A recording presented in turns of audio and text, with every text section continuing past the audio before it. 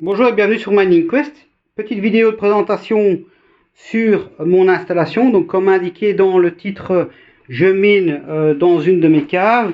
Alors outre le fait qu'on se trouve à plus de 2 mètres sous terre, autre avantage des caves qu'on peut retrouver dans la plupart des cas, c'est le fait qu'il y a un revêtement au sol de type froid, carrelage ou béton. Ça c'est très intéressant au niveau de la gestion de la chaleur aussi.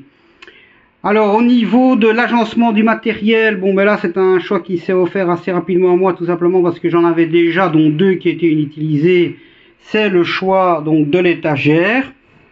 Déjà c'est pas très cher, ça coûte moins cher qu'un rig, donc ça pour commencer c'est vraiment très bien. Sachez en outre que même sur les toutes grosses fermes avec plusieurs centaines de GPU, voire milliers de GPU ou les usines, etc. Alors après, la forme peut différer un peu, etc. Mais c'est toujours l'étagère qui est privilégiée. Pour la simple et bonne raison que c'est la meilleure option pour la dissipation de la chaleur. En effet, donc l'air chaud peut très rapidement s'échapper à travers les barreaux, ce qui en fait vraiment la solution idéale. Alors ensuite, le setup est composé de 2 cartes mères minières, chacune pouvant accueillir 13 GPU maximum.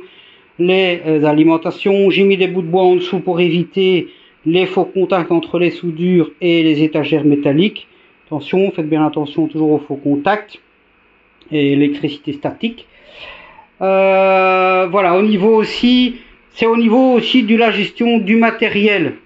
Ça vient en second plan, mais c'est quand même relativement important. Vous voyez, avec ça, du fait que c'est des barreaux, on peut accrocher tout et n'importe quoi, n'importe comment. Donc j'aurais pu très bien mettre les cartes comme ça. Là, elles sont à la verticale, on peut les mettre à l'horizontale. Voilà, ça c'est vraiment super, c'est très facile. On coupe le colson, donc on dit colson ici en Belgique, peut-être que c'est serre-tout, je pense en France. Corrigez-moi dans les commentaires. On coupe ici, on enlève le riser, on enlève l'enlime, vous avez la carte en main et vous pouvez faire vos opérations très rapidement.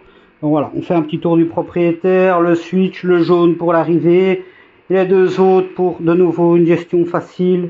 Je sais directement quel câble va où. Là, l'extraction d'air naturel, pas d'extracteur, rien du tout, 8 cm, rien d'extraordinaire. Comme vous pouvez voir, également, la cave a pas mal morflé avec l'humidité. C'est une maison qu'on a achetée, qu'on a entièrement rénovée par l'intérieur et par l'extérieur. Donc les problèmes d'humidité, il n'y en a plus, ils ont été traités. Par contre, il faut compter 1 cm par mois pour assécher les murs dans l'entièreté de l'épaisseur. Ce qui a aussi motivé mon choix pour cette cave-ci. Je me suis dit, voilà, ça va permettre d'accélérer l'assainissement et l'assèchement de cette cave. Notez également qu'on se trouve juste en dessous de l'entrée de la cave et je me suis dit, tiens, accessoirement, ça fera peut-être un peu de chauffage pour l'hiver. Sauf que ça s'est pas passé du tout comme ça. En fait, je me suis rendu compte que l'air chaud était emprisonné dans la pièce et que j'avais une augmentation d'1 demi-degré tous les 3-4 jours. Et au bout de quelques jours, certaines cartes commençaient à planter. Malgré le fait que je suis sur un réseau Ethereum et que je suis avec des overclocks tout à fait raisonnables, donc il a fallu trouver une solution. La solution après ça qui s'offre, il n'y en a pas 36, c'est la tente de culture.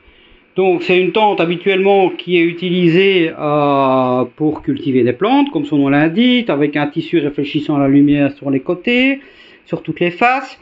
L'idée ici est de reproduire ce qui se passe dans un PC Tour ou un boîtier serveur. Donc on aspire l'air froid en bas. Cet air froid qui va passer entre les différents éléments va se réchauffer. L'air chaud monte, c'est un phénomène physique, et doit être extrait le plus rapidement possible vers l'extérieur. Dans ce cas-ci, ce tuyau-là mène directement au jardin. Alors moi ici j'avais un réducteur de 150 vers 80 mm. Voilà. Donc le concept est assez simple. Moi, je me suis dit, on prend l'étagère, on la met dans la tente, on ferme la tente, on met l'extracteur en marche, qui est là-bas, on va revenir tout de suite dessus. On met l'extracteur en marche et boum, ça fonctionne. Eh bien, pas du tout. Là, j'ai pas eu besoin de plusieurs jours. En quelques minutes, il y avait plus de 40-42 degrés dans la tente, pardon. Donc, j'ai dû arrêter précipitamment le minage pour prévenir tout dommage au matériel. Sachant que les deux pires ennemis du matériel électronique, c'est la chaleur et la poussière. Donc voilà, il a fallu tout ressortir. Donc voilà, le matériel est là-bas. À l'heure où je fais cette vidéo, il y a 19 GPU. Pour l'instant, il n'y a que 2 5700 qui tournent. Il faut pas aller très loin. Si l'air chaud n'est pas extrait assez rapidement, c'est que il y a un souci avec l'extracteur. Alors ce qui s'est passé, c'est que moi j'ai mesuré l'extracteur, je l'avais mis directement dans la tente justement pour que ça soit, pour qu'il y ait le moins de distance possible, que ça soit plus efficace possible. J'ai même essayé là-bas, entre les deux, donc à l'extérieur, comme c'est là. Et en fait j'ai constaté sur le wattmètre qu'il ne faisait que 40-44 watts. Je me suis dit, là c'est super. Il consomme moins que ce qui est annoncé par le constructeur. Alors déjà, vous pouvez voir ici, ce qui est annoncé, c'est 58 watts sur l'appareil, et je pense que sur le site, du site marchand, c'est 53-54 watts. Alors, j'ai acheté cet extracteur, pour ceux qui veulent l'info, j'ai acheté ça 100 € par là. J'ai fait, pour vous éviter de faire les calculs, je peux vous assurer que c'est le meilleur ici, rendement mètre cube par watt. Alors accessoirement aussi une prise universelle qui est livrée, le cordon est livré avec. Donc si vous le perdez ou autre, si vous voulez mettre plus long, pas de souci, vous avez une fiche tout à fait conventionnelle. Et ici, deux vitesses, vitesse 1 off, vitesse 2, super. Sauf que si je n'ai que 40-44 watts, c'est donc j'ai 20% de perte. Bon là vous faites un test très rapidement, vous mettez l'extracteur dans n'importe quel prix, sans tuyau, sans rien, vous regardez sur votre wattmètre et là j'avais bien 50-51 watts. Donc ce qui se passe, c'est que je présume que les 20 watts de perte se répercutent sur le tirage de l'extracteur, donc je devais avoir 20% de tirage en moins, peut-être plus, parce qu'il faut quand même aussi considérer que là dans le mur, ça part comme ça dans la terre, puis vous avez encore un 90 degrés, et puis vous avez encore un 90 degrés dans le jardin, donc il faut tout ça est à prendre en compte. Il a fallu passer par la case achat, mais avant ça, j'ai fait également d'autres mesures. En fait, j'ai pris la température dans toutes les cases. Donc pour ceux qui ont suivi au fond de la classe, j'ai dit au début de la vidéo qu'ici, on était au sud. Et donc si on va par là, forcément, qu'on se dirige par là, c'est le nord. Ici, on est à l'ouest, cave également aérée. Là, ce mur-là est à l'est, cave chaudière, ce mur-là est au nord, les compteurs au nord, et on termine par cette petite pièce ici, où il n'y a pas forcément d'aération, mais voilà, après avoir mesuré dans chaque cave à plusieurs endroits, là-bas, c'est le point le plus froid dans mes caves. J'ai 20.7 ici, dans cette espèce de petit débarras, cette petite cave. Donc voilà, il a fallu passer par la case achat, mais je voulais pas non plus me débarrasser de cet extracteur là. Donc au lieu de tirer, là il va changer de fonction, il va amener, il va tirer l'air frais de là vers là-bas. Donc au niveau des achats, c'est assez simple si je puis dire. C'est deux tuyaux de 10 mètres qui vont aller chercher l'air frais là-bas. Après il faudra faire des tests, peut-être pas que j'utiliserai les deux, mais voilà, comme ça je les ai. Collier de serrage et un nouvel extracteur. Alors le nouvel extracteur, à titre de comparaison, celui-ci je l'ai payé 100 €, 51 watts mesurés, et il fait 530 mètres cubes, mais voilà, il y a des, voilà, les constructeurs, il y a toujours une marge acceptable. Je sais pas, je dirais 5-10%. Le nouveau fait un peu moins de 200 euros. Il fait 196 euros, je pense. Il ne consomme que 110 watts. Et il y a un débit maximum de 1290 mètres cubes. Aussi, chose importante, là, on passe de 15 cm pour celui-ci à 20 cm pour l'autre. Ce qui est très important sur le nouvel extracteur, c'est qu'il a un variateur. Alors, ça c'est quelque chose de très important pour moi. Parce que après avoir fait des recherches sur les forums, etc., en fait, pour ceux qui ont une arrivée d'air dite active, c'est-à-dire que au lieu de simplement mettre les tuyaux comme ça, ou même de ne mettre aucun tuyau, de laisser les chaussettes, ça s'appelle des chaussettes ici ouvertes. Certains disent oui, vous laissez simplement les deux chaussettes là ouvertes, vous mettez l'extracteur là et ça fait le job. C'est très mitigé, j'y crois pas beaucoup. De toute façon, le système optimal, c'est donc à ce moment-là, c'est une arrivée d'air dite active, contrairement au passif.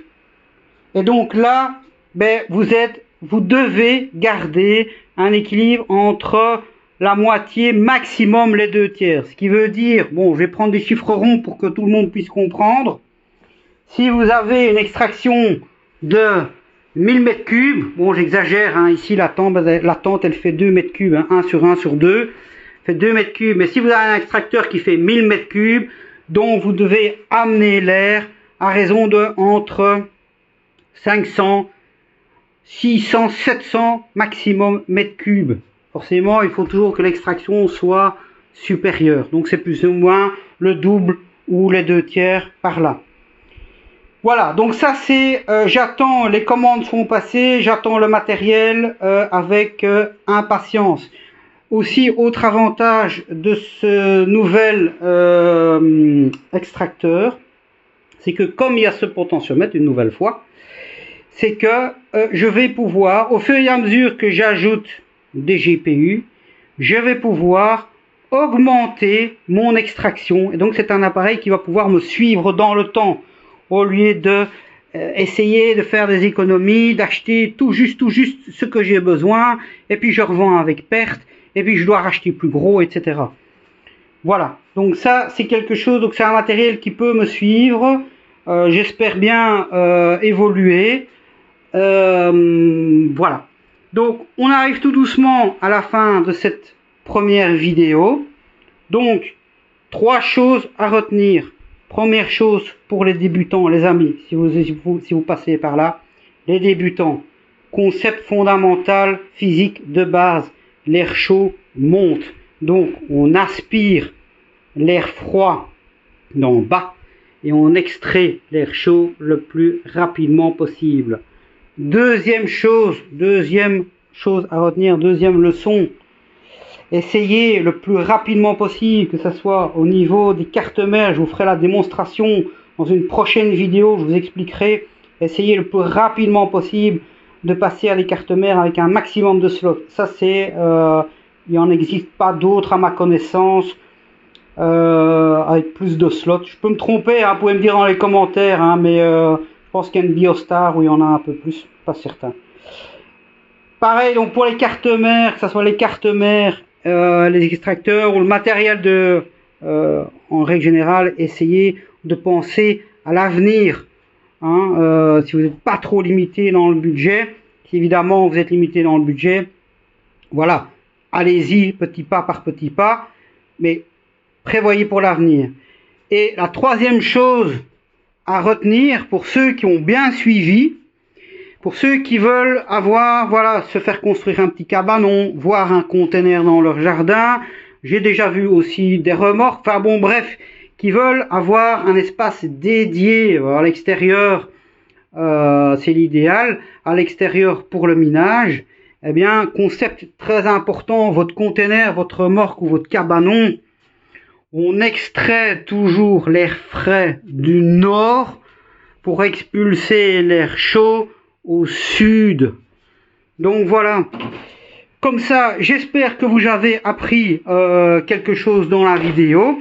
Si c'est le cas, ben, n'hésitez pas à mettre un petit pouce bleu, déjà ne fût-ce que pour m'encourager. Les débutants, les confirmés, n'hésitez pas, pareil, dans les commentaires, posez vos questions. Franchement, n'ayez pas peur, je répondrai avec grand plaisir à toutes les questions, même si ça vous paraît vraiment stupide. N'hésitez pas, je le ferai avec grand plaisir. Voilà, je vous remercie encore d'être resté jusqu'au bout. Je vous dis à bientôt et bonne journée. Ciao.